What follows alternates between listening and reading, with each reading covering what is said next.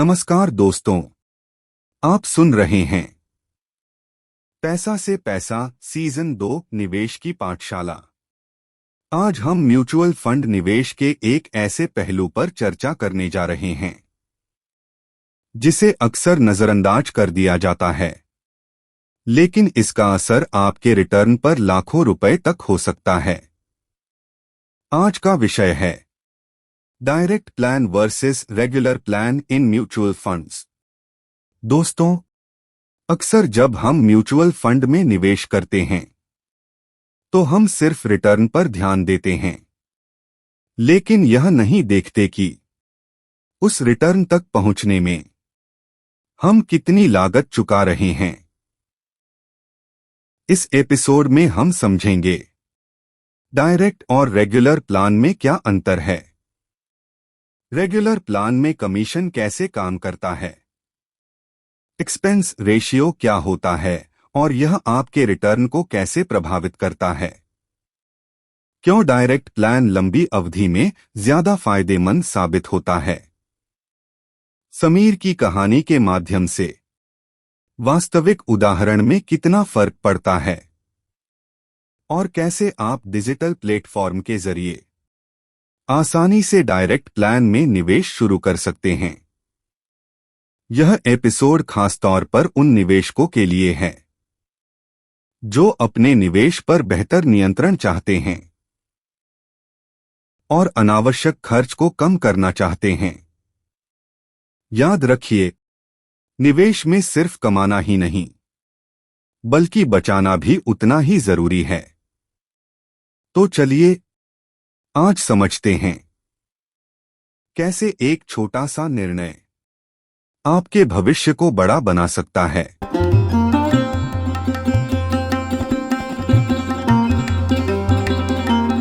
शुरुआत करते हैं एक बहुत ही दिलचस्प कल्पना से। मान लीजिए कि एक बहुत लंबा सफर तय करना है और सामने एक बेहद शानदार, चौड़ा और एकदम मक्खन जैसा हाईवे है। अच्छा। लेकिन ना, इस हाईवे की एक अजीब सी शर्त है। हर कुछ किलोमीटर के बाद एक टोल प्लाजा आता है, पर मजे की बात यह है कि वहां गाड़ी रोकनी नहीं पड़ती, कोई बैरियर नहीं है। मतलब वो फास्टैग की तरह? हाँ, बिल्कुल फास्टैग की तरह। बिना किसी शोर शराबे के अकाउंट से हर बार एक बहुत छोटा सा टोल टैक्स कट जाता है। अब क्योंकि सफर बहुत लंबा है, सालों साल गाड़ी चलती रहती है और वो छोटा छोटा टैक्स कटता रहता है और किसी को पता भी नहीं चलता। एग्जैक्टली। और जब मंजिल पर पहुंचकर फाइनली हिसाब लगाया जाता है तो पता चलता है कि जितना खर्च गाड़ी के पेट्रोल में नहीं हुआ ना, उससे कई ज्यादा पैसा तो उस अनजान टोल टैक्स में चला गया। ये तो बहुत भारी नुकसान है ना? वहीं अगर ध्यान से देखा जाए तो उसके बिल्कुल बगल में एक और रास्ता है, एकदम सीधा, उतना ही शानदार, मंजिल तक ही जाता है, लेकिन बिल्कुल फ्री है। वहां कोई छुपा हुआ टोल टैक्स नहीं है। अब एक सीधा सा सवाल दिमाग में आता है कि कोई भी समझदार इंसान जानबूझकर वो टोल वाला रास्ता क्यों ही चुनेगा? देखिए, ये एक ऐसा सवाल है जो सच में किसी को भी हैरान कर सकता है। और यहाँ जो बात सबसे ज्यादा चौंकाने वाली है ना, वो ये है कि निवेश की असली दुनिया में हर दिन लाखों लोग खुशी खुशी उस टोल वाले रास्ते पर अपनी गाड़ियां दौड़ा रहे हैं और उन्हें इस बात की खबर तक नहीं है। बिल्कुल खबर नहीं है। और आज की इस विस्तृत चर्चा का उद्देश्य सिर्फ कुछ भारी भरकम वित्तीय शब्दों या नीरस आंकड़ों को रटना नहीं है। आज का हमारा जो मिशन है वो उस अज्ञानता की परत को हटाना है जो लोगों को उनके ही मेहनत से कमाए गए मुनाफे से दूर कर रही है। सही बात है। आज हम म्यूचुअल फंड्स की दुनिया के उस रहस्य पर बात कर रहे हैं जो अक्सर टीवी पर आने वाले बड़े बड़े रंग बिरंगे विज्ञापनों के पीछे छुप जाता है, और वो है डायरेक्ट बनाम रेगुलर प्लान के बीच की असली सच्चाई। ये दो शब्द तो बहुत सुनने को मिलते हैं। हाँ। और ये समझना बहुत जरूरी है कि कैसे एक बहुत छोटा सा दिखने वाला कमीशन किसी के भी रिटायरमेंट फंड से लाखों रुपए निगल सकता है, और कैसे थोड़ी सी स्मार्टनेस से इस भारी नुकसान को शानदार मुनाफे में बदला जा सकता है। तो चलिए ना, इस गुत्थी को थोड़ा खोलकर समझते हैं। जब भी निवेश की बात आती है, किसी भी ऐप पर या फॉर्म में ये डायरेक्ट और रेगुलर शब्द बहुत देखने को मिलते हैं। हाँ। अगर हम उसी हाईवे वाले उदाहरण को आगे बढ़ाएं। हाँ, वो टोल टैक्स वाला। बिल्कुल। तो निवेश की इस जटिल दुनिया में ये टोल टैक्स आखिर कटता कैसे है? मतलब इसका मैकेनिज्म क्या है? मैं बताती हूँ। जब कोई व्यक्ति किसी बैंक एजेंट या डिस्ट्रीब्यूटर के माध्यम से निवेश करता है तो उसे रेगुलर प्लान कहा जाता है। इसमें होता यह है कि एसेट मैनेजमेंट कंपनी मतलब एएमसी। हाँ, एएमसी जो उस फंड को चला रही है वो उस एजेंट या बैंक को हर साल एक निश्चित कमीशन देती है। अच्छा, तो एएमसी कमीशन देती है। लेकिन यहीं पर एक डाउट आता है। अक्सर लोगों को लगता है कि एएमसी ये कमीशन अपनी जेब से दे रही है या ये उनके मुनाफे का हिस्सा है। और यहीं पर सबसे बड़ी गलतफहमी पैदा होती है। सच्चाई कुछ और ही है। ये कमीशन एएमसी अपनी जेब से नहीं देती, बल्कि ये निवेशक के ही लगाए गए पैसों से कटता है। अरे बाप रे। हाँ, इस पूरी प्रक्रिया को म्यूचुअल फंड की तकनीकी भाषा में एक्सपेंस रेशियो कहा जाता है। आसान शब्दों में समझें तो ये फंड को मैनेज करने की एक तरह की फीस है, जिसमें वो सब शामिल होता है, फंड मैनेजर की सैलरी, रिसर्च वगैरह। बिल्कुल। फंड मैनेजर की सैलरी, रिसर्च का खर्च और रेगुलर प्लान के मामले में उस डिस्ट्रीब्यूटर का कमीशन भी इसी में शामिल होता है। रेगुलर प्लान में ये एक्सपेंस रेशियो आमतौर पर 1.5% से लेकर 2.25% तक हो सकता है। और यहीं पर फिर डायरेक्ट प्लान की एंट्री होती है। एग्जैक्टली। दूसरी तरफ डायरेक्ट प्लान होते हैं। जैसा कि नाम से ही साफ है ना, इन्हें सीधे म्यूचुअल फंड कंपनी की वेबसाइट से या किसी डायरेक्ट निवेश ऐप के जरिए खरीदा जाता है। मतलब बीच में कोई नहीं है। कोई नहीं। इस पूरी प्रक्रिया में कोई बिचौलिया नहीं होता, कोई बैंक का रिलेशनशिप मैनेजर नहीं होता, और क्योंकि कोई बिचौलिया नहीं है तो किसी को कोई कमीशन भी नहीं देना पड़ता। इसी वजह से डायरेक्ट प्लान का एक्सपेंस रेशो बहुत कम होता है, लगभग 0.5% से 1% के आसपास। एक सेकंड, यहीं पर मुझे थोड़ा रुक कर एक काउंटर सवाल पूछना होगा। हाँ, पूछिए। अगर हम रेगुलर और डायरेक्ट के बीच के इस अंतर को देखें तो ये सिर्फ 1% या ज्यादा से ज्यादा 1.5% का ही तो है। मतलब शेयर बाजार एक ही दिन में 2-3% ऊपर नीचे हो जाता है। सही कह रहे हैं आप। तो साल भर में 1% की फीस देना कोई बहुत बड़ी बात तो नहीं लगती ना। ये तो एक तरह से राउंडिंग एरर जैसा लगता है। क्या हम सिर्फ चिल्लर बचाने के लिए इतनी लंबी चौड़ी चर्चा कर रहे हैं? क्या 1% से सच में कोई इतना बड़ा फर्क पड़ सकता है? ये बहुत ही शानदार सवाल है, और मजेदार बात यह है कि ज्यादातर इन्वेस्टर बिल्कुल यही सोचते हैं। इंसानी दिमाग ना चीजों को बहुत ही लीनियर तरीके से सोचने का आदी है। लीनियर मतलब सीधे सीधे? हाँ, सीधे सीधे। इसलिए 1% सुनने में सच में चिल्लर ही लगता है। लेकिन निवेश की दुनिया लीनियर नहीं है।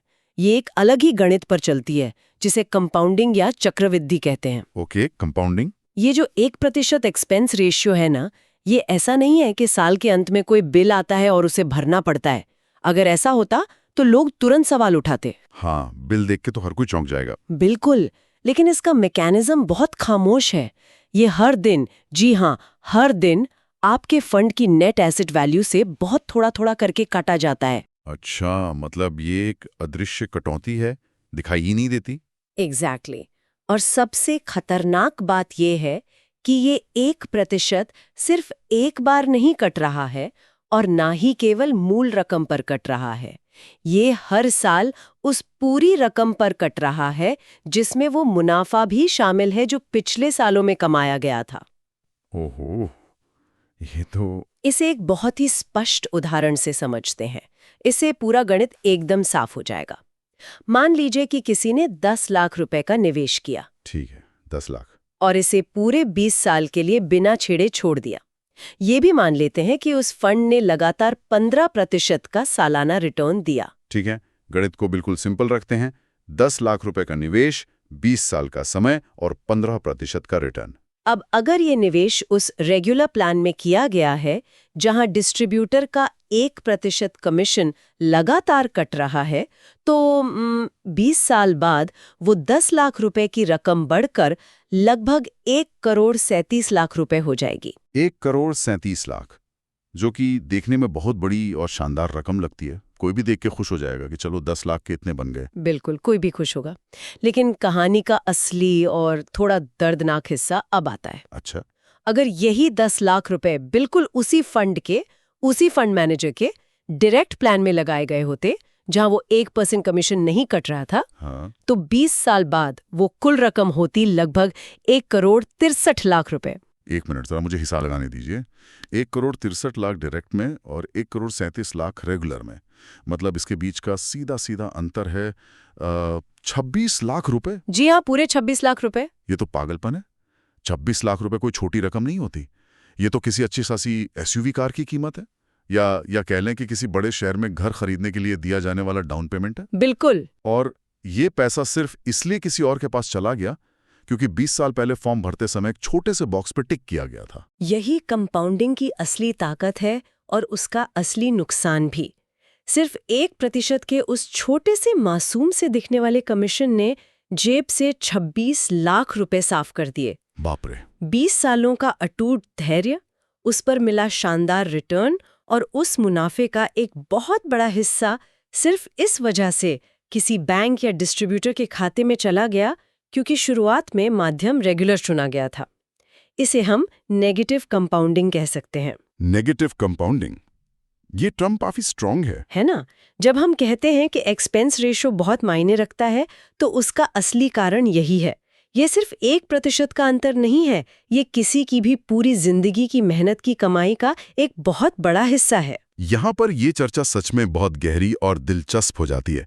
जब 26 लाख रुपए जैसे बड़े आंकड़े सामने आते हैं ना, तो ये सिर्फ कागजी गणित का विषय नहीं रह जाता। बिल्कुल नहीं। ये सीधा असल जिंदगी, सालों की मेहनत और भावनाओं से जुड़ जाता है। चलिए इसे असल जिंदगी के एक उदाहरण से समझते हैं कि कैसे लोग इस वित्तीय चक्रव्यूह को पहचान रहे हैं और इससे बाहर निकल रहे हैं। हाँ, ये जानना बहुत जरूरी है। एक उदाहरण लेते हैं समीर का। समीर बैंगलोर के एक टेक स्टार्टअप में काम करते हैं।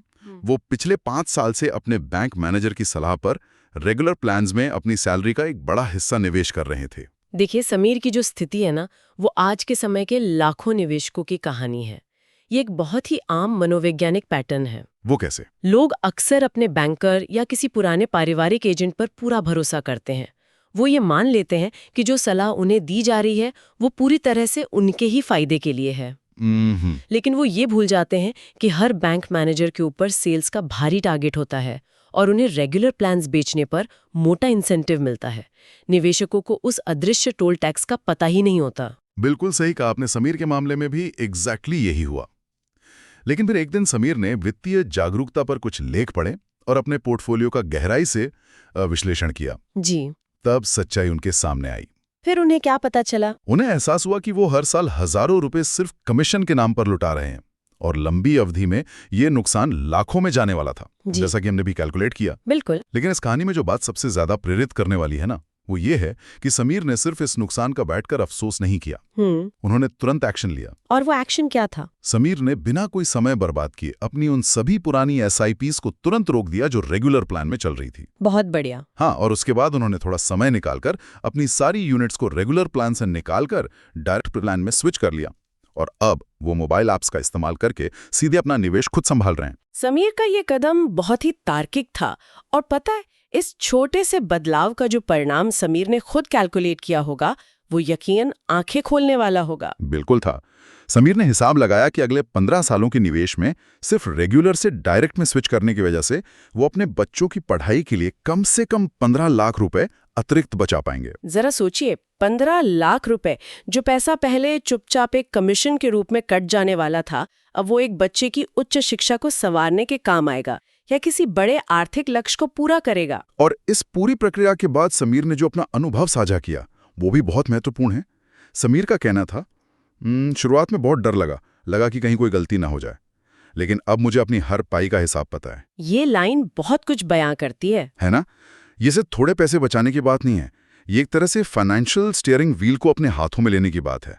ये एक वित्तीय आजादी का एहसास है। बिल्कुल। अक्सर लोग बैंक मैनेजरों पर इसलिए आंख मूंद कर भरोसा कर लेते हैं क्योंकि शेयर बाजार और म्यूचुअल फंड्स की दुनिया बहुत डरावनी और जटिल लगती है। लेकिन जब इंसान खुद आगे बढ़कर उस डर का सामना करता है और नियंत्रण लेता है ना, तो वो शुरुआती डर धीरे धीरे एक बहुत ही मजबूत आत्मविश्वास में बदल जाता है। समीर की कहानी से ये बात तो पूरी तरह से साबित हो जाती है कि डायरेक्ट प्लान में बहुत फायदा है। लेकिन यहाँ एक बहुत ही अहम सवाल खड़ा होता है। कौन सा सवाल? एक ऐसा सवाल जिसका जवाब जानना हर निवेशक के लिए जरूरी है। अगर डायरेक्ट प्लान्स इतने ही बेहतरीन हैं, अगर सारा गणित और कंपाउंडिंग का जादू पूरी तरह से डायरेक्ट प्लान के पक्ष में है, हाँ, और रेगुलर प्लान में 15 या 26 लाख रुपए का इतना भारी नुकसान है, तो फिर बाजार में रेगुलर प्लान मौजूद ही क्यों है? सेबी जैसी नियामक संस्थाएं इन्हें चलने ही क्यों दे रही हैं? क्या इनका कोई वजूद होना भी चाहिए? ये सवाल तो किसी के भी दिमाग में आना लाजमी है। अगर एक रास्ते पर चलने से 26 लाख रुपए बच रहे हैं और दूसरे पर लुट रहे हैं, तो आखिर हर कोई डायरेक्ट प्लान ही क्यों नहीं चुन लेता? ये रेगुलर प्लान का तिलिस्म आखिर क्या है? देखिए, इसे सही परिप्रेक्ष्य में समझने के लिए हमें चीजों को सिर्फ ब्लैक एंड व्हाइट में नहीं बल्कि ग्रे एरिया में देखना होगा। ये समझना होगा कि हर निवेशक की स्थिति, उसकी समझ और उसकी जरूरतें एक जैसी नहीं होती। हर कोई वित्तीय मामलों में पारंगत नहीं होता। रेगुलर प्लान कोई स्कैम नहीं है, ये एक दी जाने वाली सर्विस के बदले ली जाने वाली फीस है। तो मेरी ये किसके लिए सही है? रेगुलर प्लान उन लोगों के लिए बहुत काम के साबित हो सकते हैं जो निवेश की दुनिया में बिल्कुल कदम ही रख रहे हैं, जिन्हें ABCD भी नहीं पता। बाजार में हजारों म्यूचुअल फंड्स की भीड़ है, large cap, small cap, flexi cap. हाँ, नामों से ही चक्कर आ जाता है। एग्जैक्टली। एक नए इंसान को कैसे समझ आएगा कि उसकी जरूरत के हिसाब से कौन सा फंड सही है? या फिर सोचिए उन बेहद व्यस्त लोगों के बारे में जिनके पास ऑफिस और परिवार के बाद खुद बैठकर डेटा खंगालने, ग्राफ्स देखने और रिसर्च करने का बिल्कुल भी समय या ऊर्जा नहीं है। यानी जिन्हें किसी का हाथ पकड़ने की सख्त जरूरत है। बिल्कुल।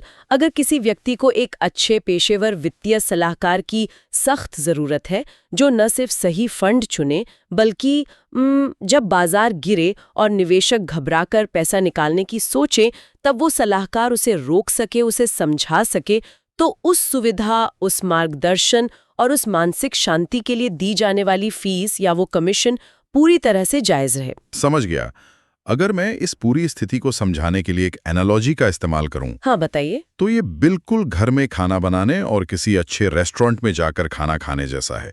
मान लीजिए कि किसी व्यक्ति को गैस जलानी तक नहीं आती, या फिर उसके पास दिन भर के काम के बाद इतना समय ही नहीं है कि वो किचन में जाके सब्जियां काटे और कुछ पका सके। बिल्कुल सही। ऐसे में किसी रेस्टोरेंट में जाना यानी रेगुलर प्लान लेना पूरी तरह से सही और तार्किक फैसला है।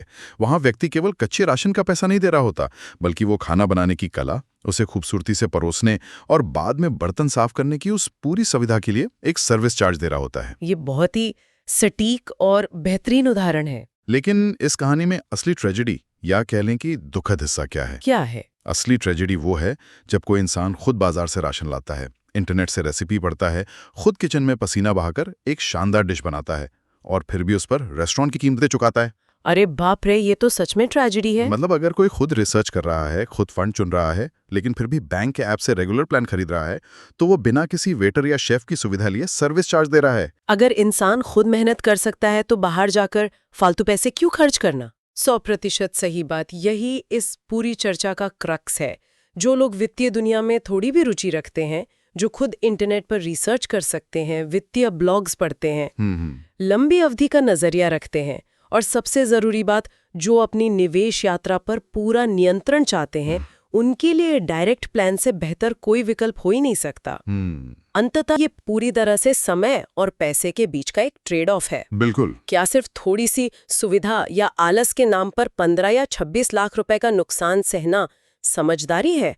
ये एक ऐसा फैसला है जो हर निवेशक को अपनी व्यक्तिगत स्थिति, वित्तीय समझ और समय की उपलब्धता के अनुसार बहुत सोच समझ कर लेना होगा। तो अब जब हमने रेस्टोरेंट और घर के खाने का ये फर्क समझ लिया है और ये तय कर लिया है कि लंबी रेस में अगर पैसा बचाना है तो डायरेक्ट प्लान ही निर्वाध विजेता है, तो चलिए अब असल रेसिपी और इंग्रेडिएंट्स की बात करते हैं। हाँ, वो भी जरूरी है। मतलब अगर किसी ने ये पक्का मन बना लिया है कि उसे हर हाल में डायरेक्ट प्लान का ही रास्ता चुनना है, तो उसका एक्शन प्लान क्या होना चाहिए? इसे असल जिंदगी में लागू कैसे किया जाए? आज के इस डिजिटल युग में ये प्रक्रिया पहले के मुकाबले अविश्वसनीय रूप से आसान हो गई है। पहले जहां इसके लिए लंबी चौड़ी कागजी कार्यवाही होती थी, अब डायरेक्ट प्लान में निवेश करना उतना ही सरल है जितना कि अपने फोन से ऑनलाइन खाना ऑर्डर करना। या किसी दोस्त को UPI से पैसे ट्रांसफर करना। एग्जैक्टली। डायरेक्ट निवेश करने के कई बेहद व्यावहारिक और सुरक्षित तरीके मौजूद हैं। सबसे आसान और आजकल का जो सबसे लोकप्रिय तरीका है वो है नए जमाने के फिनटेक मोबाइल ऐप्स का इस्तेमाल। जैसे कि कौन से ऐप्स? बाजार में ग्रो, ज़ीरोधा कॉइन, कुवेरा या IND मनी जैसे कई शानदार प्लेटफॉर्म्स मौजूद हैं। इन ऐप्स की सबसे बड़ी खासियत ही ये है कि ये विशेष रूप से केवल डायरेक्ट प्लान ही ऑफर करते हैं। अच्छा, तो वहाँ रेगुलर का ऑप्शन ही नहीं होता? नहीं, यहाँ पर गलती से भी चाहकर भी रेगुलर प्लान खरीदने की कोई गुंजाइश नहीं होती। जो कि एक नए निवेशक के लिए बहुत ही सुरक्षित माहौल बनाता है। बिल्कुल, तकनीक ने निवेश को पूरी तरह से डेमोक्रेटाइज कर दिया है। और जो लोग इन थर्ड पार्टी ऐप्स का इस्तेमाल नहीं करना चाहते, जिन्हें लगता है कि उन्हें सीधे कंपनी से ही जुड़ना है, उनके लिए सीधे एसेट मैनेजमेंट कंपनी यानी एएमसी की अपनी वेबसाइट का रास्ता तो हमेशा खुला ही है। हाँ, वो तो है ही। कोई भी व्यक्ति सीधे एसबीआई, एचडीएफसी, आईसीआईसीआई या किसी भी अन्य म्यूचुअल फंड की आधिकारिक वेबसाइट पर जा सकता है। वहां अपना केवाईसी कर सकता है, अकाउंट बना सकता है और बड़ी आसानी से डायरेक्ट विकल्प चुनकर अपना निवेश शुरू कर सकता है। बिल्कुल। इसके अलावा एक और बहुत ही दिलचस्प और सुरक्षित प्लेटफॉर्म है जिसके बारे में शायद बहुत कम लोग जानते हैं, और वो है एमएफ सेंट्रल। हाँ, एमएफ सेंट्रल का जिक्र करना यहाँ बहुत जरूरी है, क्योंकि ये एक तरह का गेम चेंजर है। ये कोई प्राइवेट स्टार्टअप नहीं है, बल्कि ये सेबी द्वारा मान्यता प्राप्त एक साझा प्लेटफॉर्म है। अच्छा, सेबी का सपोर्ट है इसे? जी, इसकी सबसे बड़ी खासियत यह है कि ये एक पारदर्शी और सिंगल विंडो व्यवस्था देता है। मतलब अगर किसी व्यक्ति के 4 अलग-अलग कंपनियों में डायरेक्ट फंड्स हैं, तो उसे 4 अलग-अलग वेबसाइट्स पर जाने की जरूरत नहीं है। वो एक ही जगह से सब कुछ देख सकता है। बिल्कुल, वो एमएफ सेंट्रल से अपने सभी फंड्स को एक ही जगह से ट्रैक और मैनेज कर सकता है। लेकिन यहाँ एक बात बहुत स्पष्ट कर देनी चाहिए, प्लेटफॉर्म चाहे कोई भी चुना जाए, ऐप हो, कंपनी की वेबसाइट हो या एमएफ सेंट्रल हो, निवेश का बटन दबाने से पहले एक मजबूत चेकलिस्ट का होना बहुत जरूरी है। हाँ, रिसर्च तो करनी पड़ेगी। ऐसा बिल्कुल नहीं होना चाहिए कि सिर्फ किसी फंड के नाम के आगे डायरेक्ट लिखा है तो बिना सोचे समझे आंख बंद करके उसमें पैसा लगा दिया जाए। एकदम सही बात है। सिर्फ डायरेक्ट लिखा होना काफी नहीं है, फंड भी तो अच्छा होना चाहिए। तो इस चेकलिस्ट में सबसे पहली चीज जो देखनी चाहिए वो है फंड का पास्ट परफॉर्मेंस, यानी उसका पिछले 5 से 10 सालों का प्रदर्शन। अब यहाँ एक डिस्क्लेमर देना जरूरी है, पिछला प्रदर्शन इस बात की कोई गारंटी नहीं होता कि भविष्य में भी वही मुनाफा मिलेगा, लेकिन ये एक तरह का स्ट्रेस टेस्ट जरूर होता है। इससे ये पता चलता है कि जब बाजार गिरा था तब उस फंड ने कैसा बर्ताव किया। ये बहुत जरूरी पॉइंट है। हाँ, इससे फंड की स्थिरता और मुश्किल समय में उसके टिके रहने की क्षमता का एक बहुत अच्छा अंदाजा लग जाता है। इसके अलावा फंड मैनेजर का ट्रैक रिकॉर्ड चेक करना भी उतना ही महत्वपूर्ण है। आखिर जो इंसान उस पूरे करोड़ों अरबों रुपए को शेयर बाजार में निवेश कर रहा है, उसका अपना अनुभव कैसा है, उसकी रणनीति क्या है, ये जानना हर निवेशक का बुनियादी हक है। इन सभी अहम बिंदुओं के साथ साथ चेकलिस्ट में एक और बहुत ही क्रिटिकल फैक्टर शामिल है, जिस पर अक्सर लोग शुरुआत में बिल्कुल ध्यान नहीं देते। और वो क्या है? और वो है एग्जिट लोड। Exit load. अगर इसे बिल्कुल आसान और आम बोलचाल की भाषा में समझना हो तो ये असल में क्या बला है? क्या ये कोई जुर्माना है? इसे ऐसे समझे कि ये फंड से बाहर निकलने के दरवाजे पर लगने वाली एक फीस है। एग्जिट लोड वो चार्ज या पेनल्टी है जो म्यूचुअल फंड कंपनी तब वसूलती है जब कोई निवेशक एक तय समय सीमा से पहले अपना पैसा फंड से बाहर निकाल लेता है। अच्छा, मतलब जल्दी निकलने की सजा? हाँ, आमतौर पर कई इक्विटी फंड्स में ये नियम होता है कि अगर 1 साल पूरा होने से पहले पैसा निकाला गया तो कुल निकाली गई रकम का 1% एग्जिट लोड के रूप में काट लिया जाएगा। अब यहाँ सवाल उठता है कि ऐसा क्यों किया जाता है? क्या एएमसी सिर्फ पैसा कमाना चाहती है? जब बाजार तेजी से गिरता है ना, तो बहुत से लोग घबराकर पैनिक में अपना सारा पैसा निकालने लगते हैं। हाँ, ये तो होता है। इससे उस पूरे फंड की स्थिरता खतरे में पड़ जाती है। एग्जिट लोड एक तरह का ब्रेक है जो लोगों को पैनिक सेलिंग करने से रोकता है और उन्हें लंबी अवधि का नजरिया रखने के लिए मजबूर करता है। ये बहुत ही शानदार स्पष्टीकरण है। मतलब अगर रोलर कोस्टर के बीच में ही छलांग मारने की कोशिश की जाएगी तो पेनल्टी देनी पड़ेगी। मैं इस बात को इसलिए भी महत्वपूर्ण मानता हूं क्योंकि अक्सर लोग शुरुआत में तो समझदारी दिखाते हुए डायरेक्ट प्लान चुन लेते हैं और एजेंट का कमीशन बचाकर खुश हो जाते हैं। बिल्कुल। लेकिन बाद में बाजार के थोड़े से उतार चढ़ाव पर जल्दबाजी में पैसा निकालकर एग्जिट लोड जैसी छुपी हुई लागतों का शिकार हो जाते हैं। इसलिए ये समझना बहुत जरूरी है कि निवेश में सिर्फ प्रवेश करते समय ही नहीं बल्कि वहां से बाहर निकलते समय के नियमों को ध्यान से पढ़ना भी वित्तीय जागरूकता का एक बहुत बड़ा और अनिवार्य हिस्सा है। बिल्कुल, निवेश सिर्फ पैसा डालने का नाम नहीं है, ये एक पूरी यात्रा है जिसमें एंट्री से लेकर एग्जिट तक की पूरी रणनीति होनी चाहिए। तो इस पूरी विस्तृत और गहन चर्चा का असल में क्या निष्कर्ष निकलता है? अगर आज की बातचीत की इन सभी कड़ियों को जोड़ा जाए तो एक बात बिल्कुल शीशे की तरह साफ हो जाती है कि डायरेक्ट और रेगुलर प्लान सिर्फ निवेश के 2 अलग-अलग तकनीकी विकल्प नहीं है। हाँ, बल्कि ये किसी भी व्यक्ति की वित्तीय समझदारी, जागरूकता और अपने मेहनत के पैसे के प्रति उसकी जिम्मेदारी का एक असली इम्तिहान है। मैं आपकी इस बात से पूरी तरह सहमत हूँ। समाज में अक्सर ये माना जाता है कि असली अमीर या सफल निवेशक वो है जो हर महीने बहुत ज्यादा पैसा शेयर बाजार में डालता रहता है। लेकिन असल सच्चाई कुछ और है। असली अमीर वो है जो अपनी लागतों को, अपने कॉस्ट्स को कम से कम रखना जानता है। सही बात है। जो इंसान अपने खर्चों और लीकेज को रोक लेता है, उसका रिटर्न और मुनाफा अपने आप अधिकतम क्षमता तक पहुंच जाता है। अपनी ही मेहनत की कमाई का एक बड़ा हिस्सा सिर्फ जानकारी के अभाव में किसी और की जेब में जाने देना कोई अक्लमंदी नहीं है। इसी शानदार निष्कर्ष के साथ हम अपनी इस गहन चर्चा के अंतिम पड़ाव पर आ गए हैं। आज पूरे विस्तार से ये देखा गया कि कैसे जानकारी के अभाव में सिर्फ 1% का एक छोटा सा अंतर भी कंपाउंडिंग के जरिए पूरी जिंदगी की कमाई से 26 लाख रुपए जैसी भारी भरकम रकम सोख सकता है। एक अदृश्य दीमक की तरह। बिल्कुल, ये 1% एक अदृश्य दीमक की तरह है जो धीरे धीरे बिना आवाज किए मुनाफे को अंदर ही अंदर खोखला करता रहता है। तो आज इस चर्चा को खत्म करते हुए एक बहुत ही जरूरी और विचारोत्तेजक सवाल के साथ छोड़ना चाहूंगा। हाँ, बताइए। आज तो सिर्फ म्यूचुअल फंड्स के टोल टैक्स की बात की गई, लेकिन क्या कभी इस बात पर गहराई से गौर किया गया है कि हमारे इस आधुनिक डिजिटल जीवन में, रोजमर्रा की बैंकिंग में या हर महीने फोन और ओटीटी पर कटने वाले अनगिनत ऑटो रिन्यू सब्सक्रिप्शन में ऐसे और कितने छोटे छोटे 1% वाले लीकेज मौजूद हैं? ये तो बहुत ही गहरा सवाल है ना? ऐसे ना जाने कितने खर्चे हैं जो चुपचाप हर महीने किसी के भी खाते से पैसा खा रहे हैं और जिनकी शायद खबर तक नहीं है। अगली बार जब बैंक का कोई भी नया फॉर्म साइन किया जाए या किसी भी ऐप पर टर्म्स एंड कंडीशंस का वो छोटा सा बॉक्स बिना बड़े टिक किया जाए, तो उस बारीक अक्षरों वाले फीस या हिडन चार्जेस के कॉलम को जरूर ध्यान से देखना चाहिए। बिल्कुल देखना चाहिए। शायद वहां भी कोई 1% चुपचाप छुप कर बैठा हो जो मुनाफे को धीरे धीरे खत्म कर रहा हो। जागरूकता ही बचाव रहे।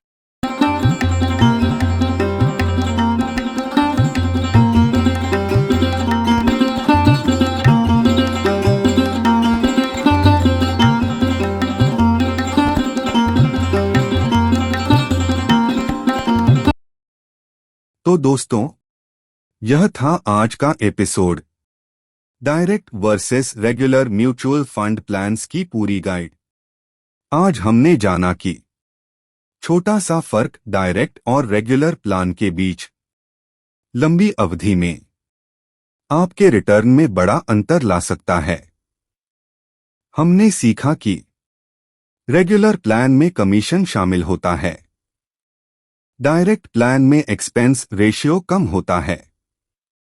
कम लागत का मतलब है ज्यादा कंपाउंडिंग और बेहतर रिटर्न। और सही जानकारी के साथ आप खुद अपने निवेश का नियंत्रण ले सकते हैं। समीर के उदाहरण से यह स्पष्ट हुआ कि सिर्फ एक सही निर्णय भविष्य में लाखों रुपए का अंतर पैदा कर सकता है। लेकिन साथ ही यह भी याद रखें, डायरेक्ट प्लान चुनने का मतलब है आपको खुद रिसर्च और समझदारी से निर्णय लेना होगा। अगर आप सीखने और समझने के लिए तैयार हैं, तो डायरेक्ट प्लान आपके लिए एक बेहतर विकल्प हो सकता है। सीजन 2 में आगे हम निवेश के और भी महत्वपूर्ण पहलुओं को सरल और व्यावहारिक तरीके से समझते रहेंगे। अगर यह एपिसोड आपको उपयोगी लगा हो, तो इसे स्पॉटिफाई, जियो सावन, अमेज़न म्यूजिक और यूट्यूब पर फॉलो करें और उन लोगों के साथ जरूर साझा करें जो म्यूचुअल फंड में निवेश कर रहे हैं या शुरू करना चाहते हैं। अगले एपिसोड में हम बात करेंगे म्यूचुअल फंड पोर्टफोलियो कैसे बनाएं। तब तक याद रखिए, कम खर्च ज्यादा रिटर्न, यही स्मार्ट निवेश की पहचान है। धन्यवाद।